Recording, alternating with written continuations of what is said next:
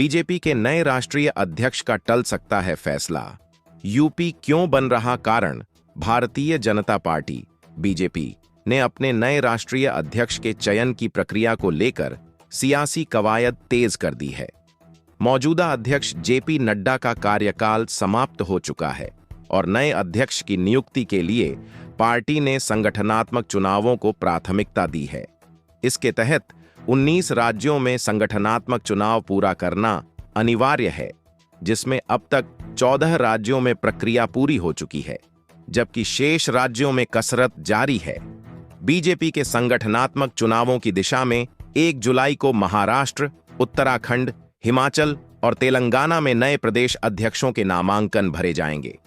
इन राज्यों में मंगलवार को प्रदेश अध्यक्षों की घोषणा संभव है। इसके साथ ही बीजेपी की कोशिश है कि प्रधानमंत्री नरेंद्र मोदी के विदेश दौरे 3 जुलाई से पहले ज्यादातर नियुक्तियां पूरी कर ली जाएं। बीजेपी की सबसे बड़ी चुनौती उत्तर प्रदेश में सामने आई है। मौजूदा प्रदेश अध्यक्ष भूपेंद्र सिंह चौधरी का कार्यकाल समाप्त हो चुका है और नए चेहरे की तलाश अभी भी अधूरी है।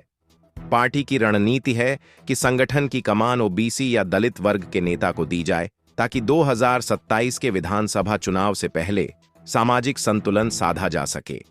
उत्तर प्रदेश में सत्ता पक्ष यानी मुख्यमंत्री योगी आदित्यनाथ, ठाकुर जाति और भाजपा नेतृत्व चाहता है कि संगठन में सामाजिक विविधता दिखाई दे। हाल के लोकसभा चुनावों में ओबीसी और दलित वोट बैंक में सेंध लगने के बाद पार्टी इस वर्ग को फिर से साधने की रणनीति बना रही है, लेकिन किस जातीय समूह को प्राथमिकता दी जाए, इस पर सहमति नहीं बन पा रही है।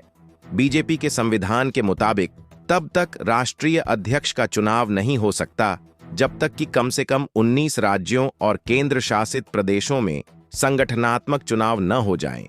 अब तक 14 राज्यों में चुनाव हो चुके हैं और 5 अन्य में प्रक्रिया शेष है।